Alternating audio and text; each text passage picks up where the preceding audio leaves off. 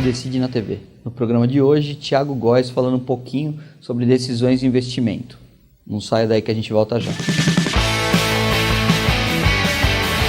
Hoje a gente está aqui com o Thiago Góes, que é doutorando em administração pela FEUSP. Obrigado, Thiago, pela sua presença. Muito obrigado pelo convite. Fico muito feliz de estar aqui participando desse projeto de vocês.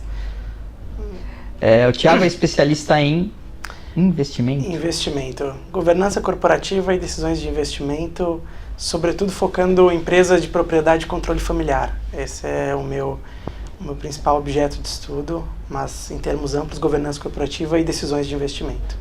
Investimento, o que a gente pode entender como investimento? Investimento, basicamente, existem vários tipos de investimento. Investimento em máquinas e equipamentos, investimento em pessoas, investimento em treinamento, investimento em pesquisa e desenvolvimento, investimento em inovação, investimento em internacionalização.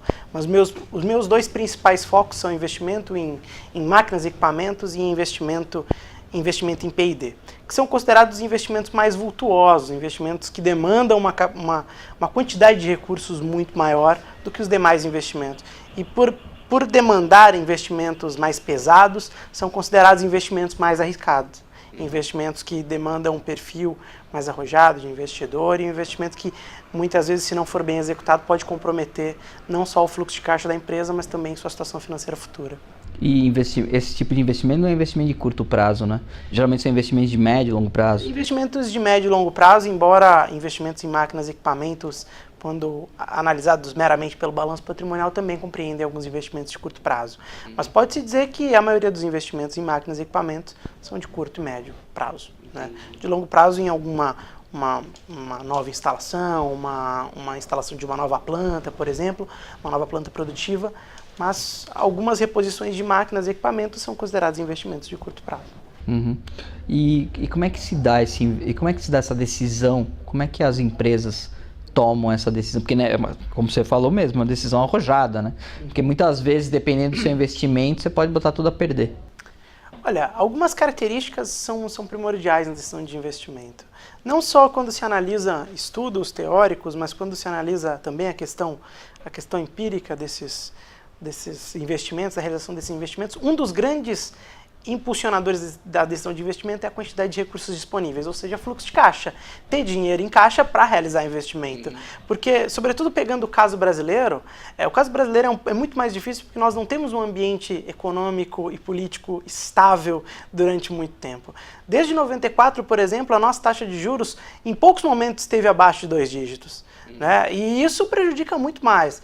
Isso prejudica utilizar capital de terceiros. Nós temos ainda, por exemplo, um mercado de capitais pouco desenvolvido, nós temos poucas empresas listadas em bolsa. Se compararmos com outros países como China, Índia, países que estão talvez no mesmo passo de desenvolvimento nosso, nós estamos muito atrás e, consequentemente, as restrições financeiras das empresas brasileiras são muito maiores do que as empresas de fora.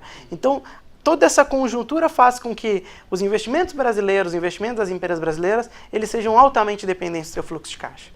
Porque captar investimento no mercado é quase impossível, né? Ou muito difícil, né? Muito difícil e muito caro. O custo de se abrir capital no Brasil é muito caro.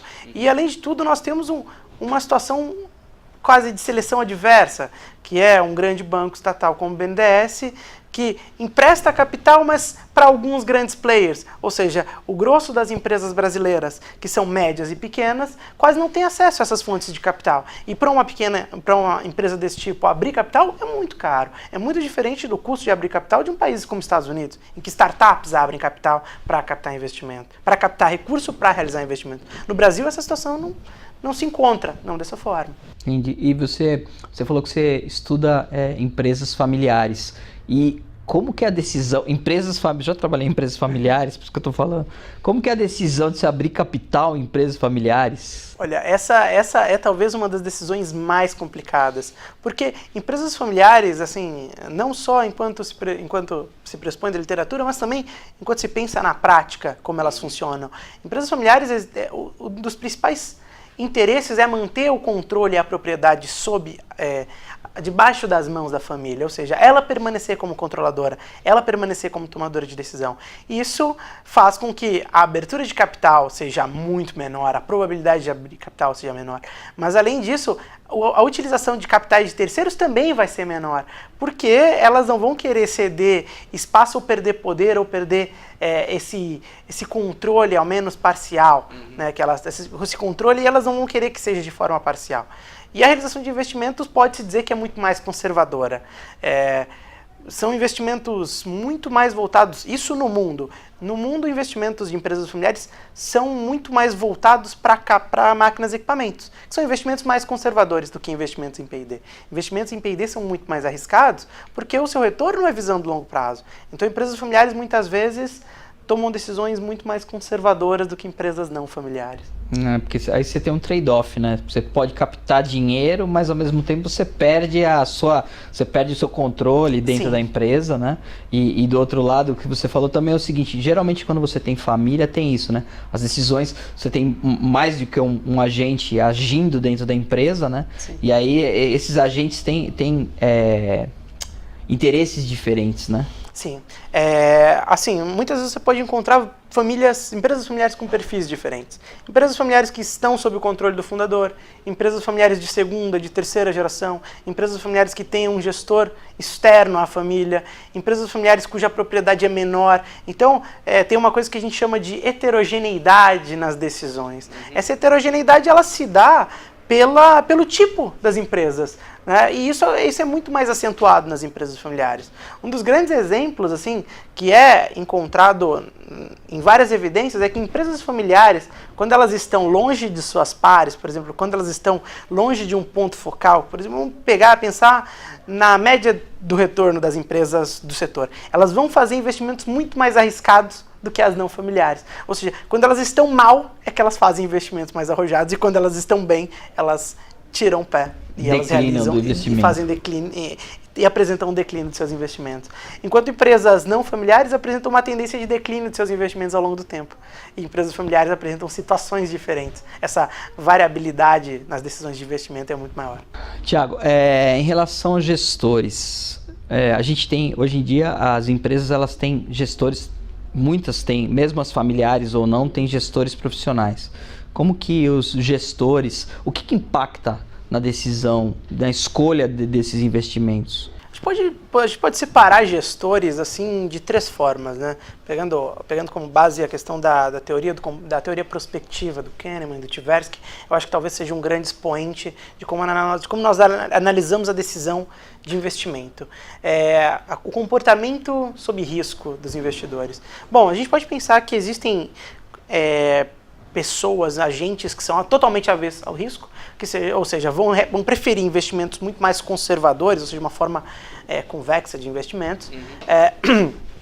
Investir em agentes que são neutros ao risco, ou seja, o seu comportamento de investimento ele é linear ao longo do tempo.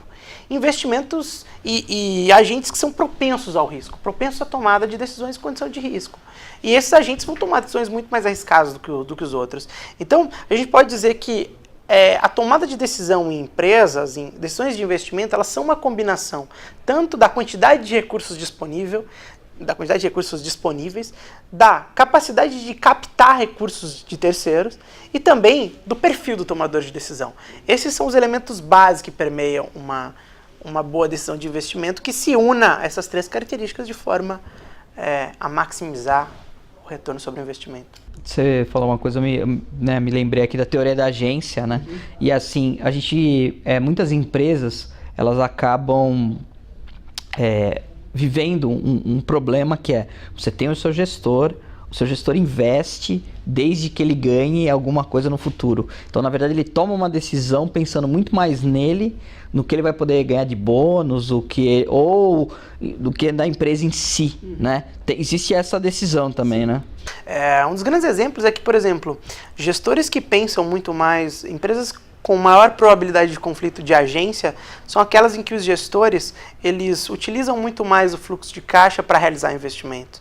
Porque existe um pressuposto que empresas com algum grau de endividamento, a dívida faz um papel de balizador, de mediador da qualidade dos investimentos. Por quê? Uma empresa com um certo nível de endividamento, ela vai ter que escolher melhor as suas oportunidades. Ela não vai realizar qualquer tipo de investimento, ela vai realizar os investimentos, claro, analisando a oportunidade, existe oportunidade de crescimento? Existe um VPL positivo para esse investimento? Existe. Mas eu vou ter que escolher melhor os meus investimentos, eu vou ter que ter uma decisão mais racional.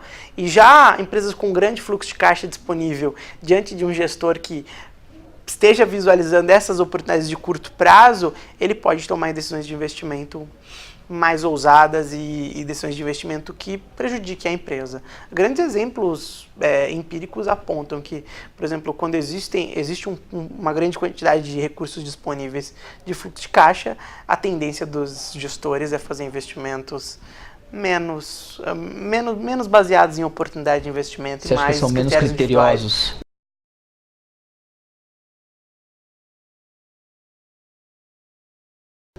Como diz o medo de terminar a empresa é um forte acessório nesse momento aí, né? Isso, e por isso as empresas familiares, elas são consideradas empresas com menor probabilidade de conflito de agência, porque elas querem manter esse capital, essa empresa sobre a propriedade da família, né? sobre o controle da família. Então elas vão realizar investimentos que valorizem isso e que façam com que a empresa se perpetue. O foco pela perpetuidade é um dos itens que baliza também os investimentos.